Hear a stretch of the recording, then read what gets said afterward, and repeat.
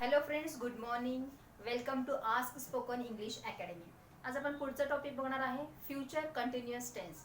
पहिल्यांदा आपण present continuous tense बघितलं, त्याच्यानंतर past continuous and this is future continuous tense. मी पहिल्यांदाच तुम्हाला सांगितलेलं आहे की जेव्हा जेव्हा कंटिन्युअस हा शब्द येणार आहे तेव्हा आपण क्रियापदाला आयएनजीचं रूप वापरणार आहे किंवा त्यालाच आपण प्रेझेंट पार्टिसिपल म्हणजेच V4 असं सुद्धा म्हणू शकतो. प्रेझेंट मध्ये आपण टू बी ची वर्तमानकाळी रूपं वापरलेली आहेत ॲज अ हेल्पिंग वर्ब म्हणून. पास्ट मध्ये टू बी ची भूतकाळी रूपं वापरलेली आहेत ॲज अ हेल्पिंग वर्ब म्हणून. तसंच फ्युचर मध्ये आपण वापरणार आहे टू बी ची भविष्यकाळी रूपं. पहिल्यांदा आपण त्याचं स्ट्रक्चर बघूया.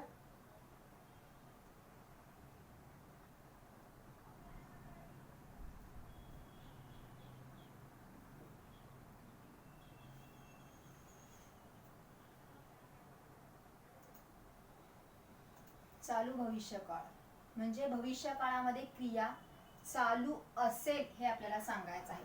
फ्युचर जेव्हा जेव्हा आपण यूज करणार आहे तेव्हा कंपल्सरी टाइम मिळणार आहे, कारण ते आपले प्लॅनिंग असणार आहेत आणि प्लॅनिंग आपण ठरवून करतो मी रविवारी हे करणार आहे वगैरे.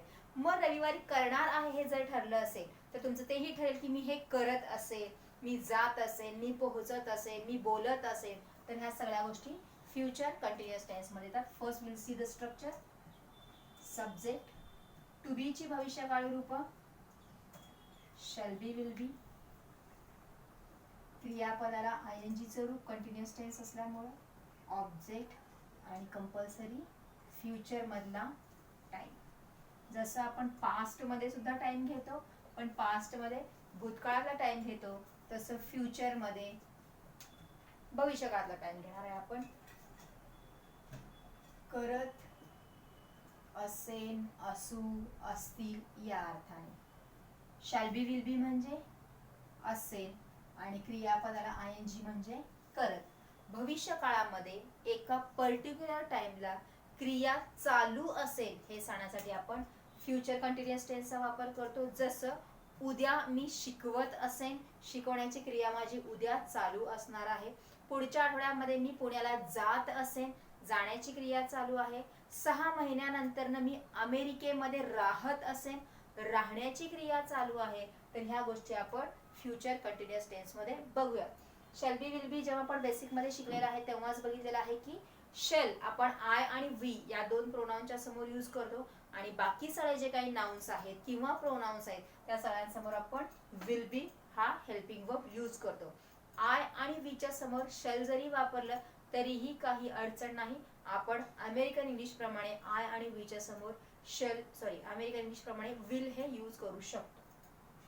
Now I will tell you some sentences.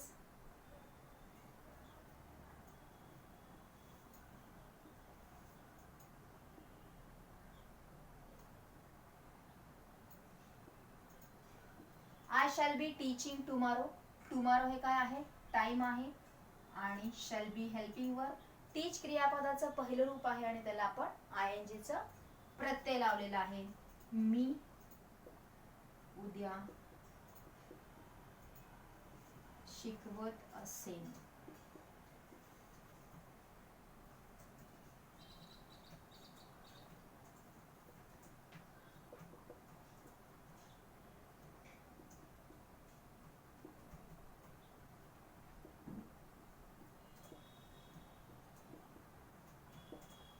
Baby will be walking after 6 months. बाळ 6 महिन्यानंतर चालत असेल, तिची चालण्याची क्रिया 6 महिन्यानंतर चालू असेल या अर्थाने.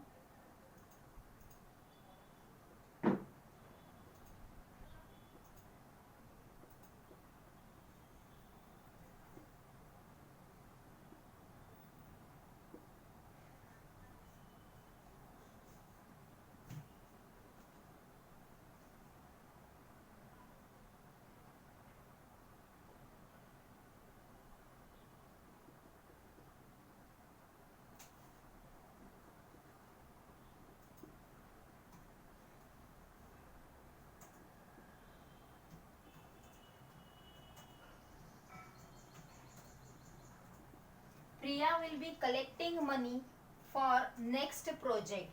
पुढच्या प्रोजेक्ट साठी. नेक्स्ट प्रोजेक्ट वरून कळतं की पुढचा प्रोजेक्ट म्हणजे भविष्य काळातलं. पुढच्या प्रोजेक्टसाठी पूजा पैसे गोळा करत असेल. कलेक्ट क्रियापदाचं पहिलं रूप आहे आणि त्याला आयएनजी प्रत्यय लावलेला आहे.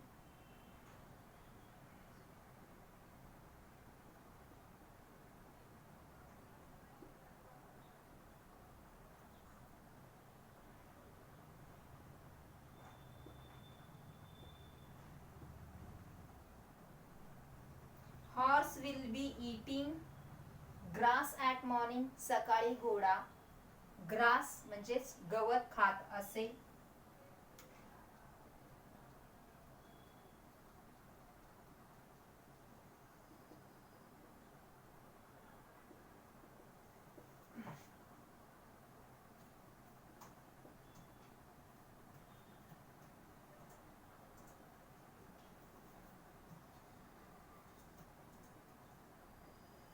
माय uncle will be gifting me a dress on my birthday.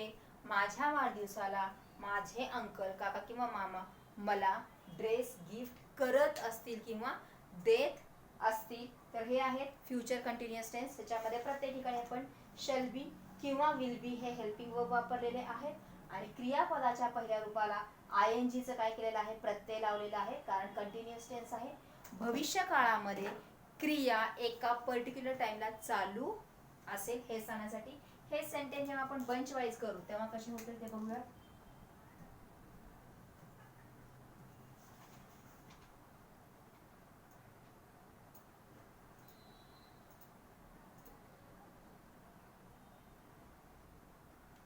We shall be reading at night. आम्ही रात्री वाचत असू.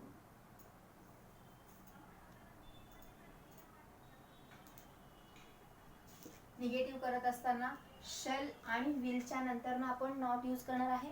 बीच्या नंतर नाही, कारण हेल्पिंग वर्ब शल आहे आणि बी त्याला प्रत्यय लागलेला आहे. सो शल आणि विल हे हेल्पिंग वर्ब्स आहेत.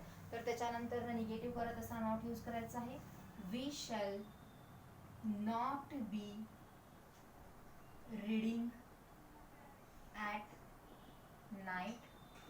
आम्ही रात्री वाचत नसू. प्रश्न करत असताना फक्त शल येणार आहे पुढं, कारण बी हा प्रत्यय आहे तो येणार नाही. हेल्पिंग वर्ब फक्त पुढे येईल. Shall we be reading at night. आम्ही रात्री वाचत असू का.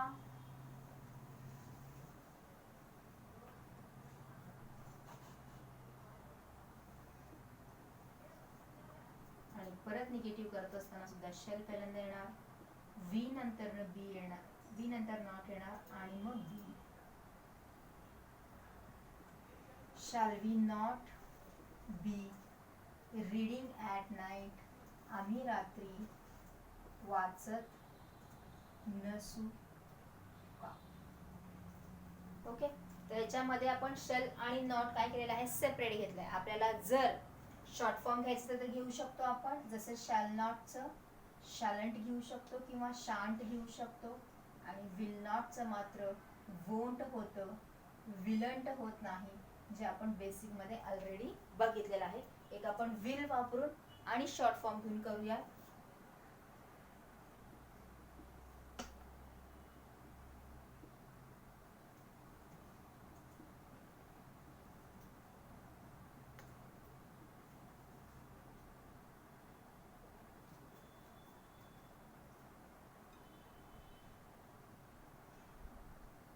Children will be eating ice cream at 6. 6 वाजता मुलं आईस्क्रीम खात असतील. चिल्ड्रन अनेक वचन आहे, विल वापरलेला आहे, बी हा प्रत्यय, इट क्रियापदाचं पहिलं रूप आणि आयएनजी त्याला लावलेला आहे. टाइम घेतलेला आहे ॲट 6. आता आपण जेव्हा निगेटिव्ह करणार आहे तेव्हा आपण शॉर्ट फॉर्म घेऊया. विलचं होणार आहे won't, won't be eating. Children won't be eating ice cream at 6. मुलं 6 वाजता आईस्क्रीम खात नसतील. प्रश्न विचारू शकतो आपण, will children be eating ice cream at 6. 6 वाजता मुलं आईस्क्रीम खात असतील का. आणि won't children be eating ice cream at 6.